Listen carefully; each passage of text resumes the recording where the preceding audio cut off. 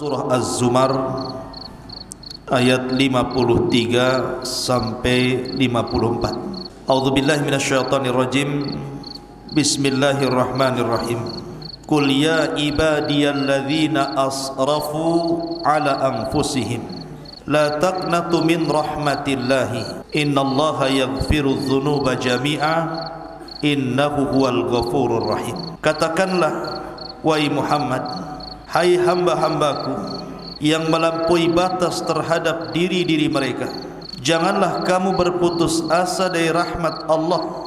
Sesungguhnya Allah mengampuni dosa-dosa semuanya, dan sesungguhnya Dia yang Maha Pengampun lagi Maha Penyayang.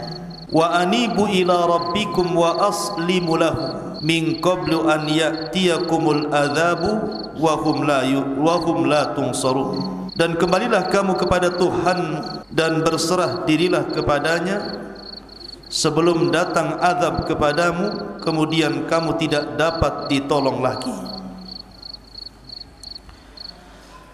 Ma'asyiral muslimin, jamaah sekalian yang dimuliakan Allah Subhanahu wa taala, surah Az-Zumar ayat 53 sampai 54 ini ada asbab nuzulnya. Ketika Umar bin Khattab radhiyallahu an berhijrah dari Mekah ke Madinah. Kita tahu bahwa hijrah kaum muslimin di zaman Rasul berapa kali? 3 kali. 2 kali ke Habasyah, Ethiopia, dan yang terakhir ketiga kalinya ke Madinah. Lah ketika itu Umar bin Khattab radhiyallahu an hendak hijrah dari Mekah ke Madinah. Dan sudah sepakat akan berangkat 3 orang. Pertama Hisham ibn As, kemudian yang kedua Ayyas ibn Abi Rabi, dan juga Umar bin Khattab radhiyallahu anhu. Maka janjianlah 3 orang ini untuk berangkat. Ketika Umar bin Khattab radhiyallahu anhu sudah berdua bersama Ayyas ibn Abi Rabi, rupanya Hisham ibn As ini tertahan oleh keluarganya sehingga tidak bisa hijrah. Akhirnya Umar pun hijrah berdua bersama Ayyas ibn Abi Rabi. Berangkat 2 orang ini dari Mekah menuju Madinah.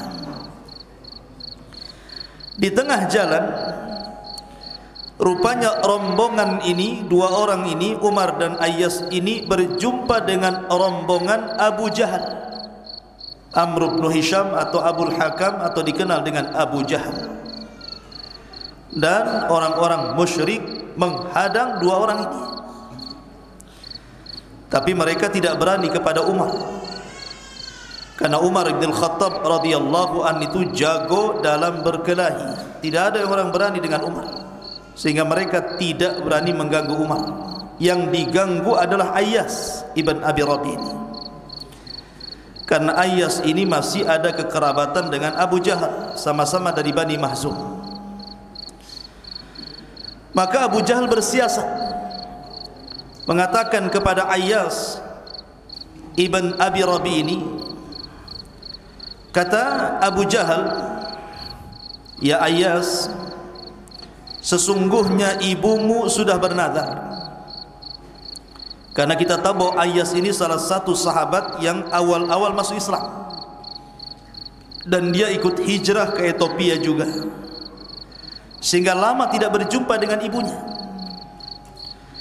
Sehingga Abu Jahal ini kemudian hendak membohongi Ayyas ibn Abi Rabi ini, dan mengatakan, ya Ayyas, sesungguhnya ibumu sudah bernazar, kalau dia tidak berjumpa dengan kamu, maka dia tidak akan menyentuh sisir sampai dia melihatmu, dan dia akan senantiasa bernaung di terik matahari di siang bolong sampai betul-betul dia melihatmu. Apa kau tidak kasihan dengan ibumu?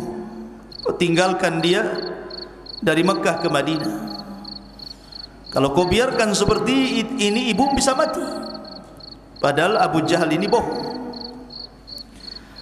La Umar bin Khattab radhiyallahu an memperingatkan Ayyas dan mengatakan, ya Ayyas, innahu wallah iyuridukal qaumu illa liyaftinuka an dinik. Wahai Ayyas, kamu jangan dengarkan apa kata Abu Jahal. Sudah, berangkat saja kita ke Madinah. Mereka berbohong kepadamu dan hendak memfitnah agamamu. Rupanya Ayyas ini kepengaruh dengan ucapan Abu Jahal. Dia terngiang-ngiang dan teringat dengan ibunya, sehingga dia mengatakan kepada Umar bin Khattab radhiyallahu anhu dan mengatakan, ya Umar, biarkan saya pulang dulu. Saya ingin menyenangkan ibuku dulu, dan saya punya harta, nanti saya akan menyusul kamu hijrah. Berangkatlah dulu kamu. Maka dari sini berpisahlah Ayyas ibn Abi Rabi dengan Umar. Umar pun berangkat sendiri hijrah dari Mekah menuju Madinah. Lah Ayyas ini ketika pulang dibuntuti oleh Abu Jahal. Kemudian di tengah jalan Abu Jahal pura-pura mengatakan, ya Ayyas, lihat unta saya lemas, tidak bisa saya naiki. Bagaimana kalau seandainya aku ikut untamu? Maka boncenganlah Ayyas dengan Abu Jahal. Abu Jahal di belakang, Ayyas di depan. Di tengah jalan Abu Jahal memukul kepalanya sampai robohlah Ayyas ke tanah. Langsung akhirnya orang-orang Abu Jahal menangkapnya, kemudian mengikatnya, kemudian disiksa habis-habisan, disuruh murtad dari agamanya. Lah Allah takdirkan Ayyas ini tidak kuat, tidak sebagaimana Bilal bin Rabah yang tangguh gitu ya ketika disiksa, dan yang capek itu yang nyambuk, bukan Bilalnya. Jadi Umayyah ibn Khalaf kalau nyambuk Bilal itu, dia baru berhenti kalau sudah lelah tangannya. Tapi Bilal tidak pernah bergeming dari keimanannya, dia hanya mengatakan ahadul ahad, ahadul ahad. Lah Ayyas ini berbeda mentalnya dengan Bilal. Dia terfitnah dengan agamanya, terpaksa dia mengikuti apa yang dikatakan Abu Jahal. Terdengarlah Ayyas, berita Ayyas ini kepada kaum muslimin yang ada di Madinah. Dan ketika itu hukuman orang-orang yang terfitnah dengan agamanya, kalau dia bertobat tidak akan diterima tobatnya. Jadi orang yang sudah masuk Islam kemudian melepaskan Islamnya dan memuji Lata dan Uzza karena disiksa, dan dia tidak tahan, kalau dia bertobat tidak akan diterima tobatnya. Sehingga orang-orang mengatakan, ya Allah, Ayyas sudah berpaling dari agama kita, kalaupun dia bertobat tidak mungkin diterima tobatnya. Maka pembicaraan para sahabat tentang Ayyas ini terdengar sampai kepada Nabi SAW. Dari sinilah Allah Subhanahu wa taala turunkan ayat kepada Ayyas ibn Abi Rabi. Qul ya ibadiyalladzina asrafu ala anfusihim. Karena ketika Ayyas mendengar banyak para sahabat yang mencela dirinya, dia kecil hati. Karena kalau dia bertobat pun Allah tidak akan menerima tobatnya. Rupanya Allah itu Ghafurur Rahim. Kalau memang Ayyas ingin kembali ke jalan Rasul, ke jalan Allah Subhanahu wa taala, maka Allah turunkan ayat surah Az-Zumar kepada Ayyas ibn Abi Rabi. Qul ya ibadiyalladzina asrafu ala anfusihim la taqnatu min rahmatillah. Wahai hamba-hambaku yang melampaui batas terhadap diri-diri mereka. Lihat kelembutan Allah kepada orang-orang yang berbuat dosa. Allah tidak katakan wahai hamba-hamba yang membunuh, wahai hamba-hamba yang berzina, wahai hamba-hamba yang minum khamr, wahai hamba-hamba yang melakukan kesyirikan. Tidak. Tapi Allah lembut dengan kita dan membahasakan dengan kalimat asrafu ala anfusihim. Wahai hamba-hambaku yang melampaui batas terhadap diri-diri mereka. La taqnatu min rahmatillah. Jangan kalian berputus asa dari rahmat Allah. Subhanallah.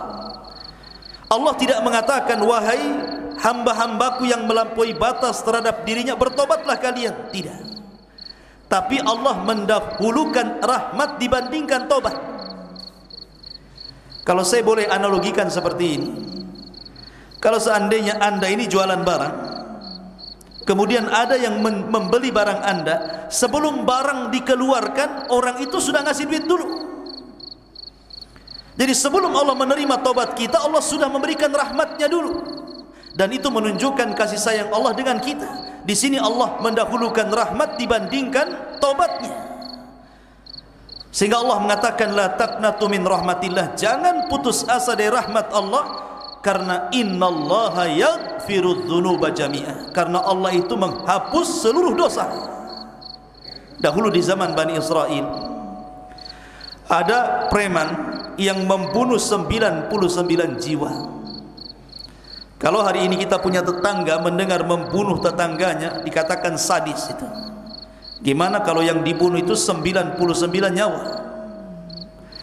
Tetapi anak muda ini diberikan hidayah, ingin bertobat kepada Allah Azza wa Jalla. Karena di zaman itu kan syariatnya masih menggunakan syariat bukan Islam.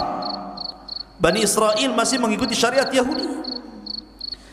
Maka anak muda preman ini datang kepada seorang rahib, seorang padri, seorang pendeta, dan mengatakan, wahai padri, wahai pendeta, aku sudah membunuh 99 jiwa. Halli minat taubah, apakah aku punya taubat?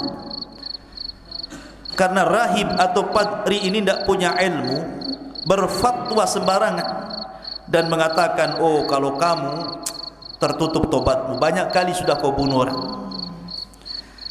Marahlah dia. Ketika dia mendengar tidak ada tobat, marah dia. Dia ambil pedang, dia tebas leher si padri itu, mati si padri itu. Tebas lehernya, matilah. Percaya, saya tebas antum. Ya. Akhirnya kemudian ketika dia sudah membunuh si padri itu, genaplah 100 jiwa dia bunuh. Tapi dia tidak putus asa. La taqnatu min rahmatillah, dia tidak putus asa mencari rahmat Allah Azza wa Jalla. Datanglah kepada seorang alim. Dia mengatakan, wahai alim, wahai ulama, saya sudah membunuh 100 jiwa nih. Tadinya 99, si padri kurang ajar, kubunuh juga dia, 100 nih jadinya. Adakah tobat bagiku wahai ulama? Maka sang alim mengatakan, ada. Tapi syaratnya kau harus bertobat di negeri sono. Di sana ada sebuah negeri, semua isinya orang saleh, isinya para ulama. Kau berangkat ke sana, tinggallah bersama mereka, niscaya kau akan diterima tobatnya. Pentingnya mencari lingkungan di sini. Akhirnya berangkatlah anak muda yang sudah membunuh 100 jiwa ini ke kampung yang dimaksud orang alim tadi. Allah takdirkan di tengah jalan dia terpeleset, kemudian jatuh, kemudian mati. Belum sampai di desa itu, maka kemudian datanglah malakul maut. Setelah dicabut rohnya, datang dua malaikat. Pertama malaikat azab, yang kedua malaikat rahmat. Kata malaikat azab, ini ruh punya saya, dia pantas masuk neraka karena sudah membunuh 100 jiwa. Kata malaikat rahmat, tidak, ini ruh punya saya, karena sudah ada keinginan tobat maka pantas dia masuk surga. Rebutanlah ruh itu, tarik menarik antara malaikat azab dengan malaikat rahmat. Allah Subhanahu wa taala mengutus malaikat hakim, malaikat pemutus di antara dua malaikat azab dan rahmat ini. Kata malaikat hakim, gini saja, kita ukur saja antara kematian preman ini dengan desa orang-orang saleh, ataupun kematian preman ini dengan ulama yang ditanya dia, dekat ke mana? Kalau dekat ke desa tersebut, maka ambil wahai malaikat rahmat. Kalau dekat kepada alim yang bertanya, maka ambil wahai malaikat azab. Berarti dia masih jauh daripada rahmat Allah. Subhanallah. Ketika itu sebenarnya anak muda ini masih jauh daripada desa yang akan dituju dan masih dekat dengan alim yang ditanya. Tapi karena rahmat Allah itu luas, rahmat Allah itu mendahului kemurkaannya, Allah lipat bumi itu, sehingga kemudian Allah dekatkan dengan desa yang dituju dibandingkan dengan orang alim yang ditanya. Subhanallah. Harusnya dia diambil malaikat azab, tapi karena Allah lipat bumi, didekatkan dengan desa yang dituju, akhirnya malaikat rahmat berhak mengambil ruhnya dan Allah masukkan ke dalam surga. Lihat bagaimana rahmat Allah mendahului azabnya. Begitulah kasih sayang Allah Subhanahu wa taala. Sebesar apapun dosa kita, kalau datang kepada Allah tidak menyekutukannya, maka Allah akan datang dengan seberat dosa yang kita pikul saat menghadap kepada Jalla fi'ula Allah tabaraka wa ta'ala.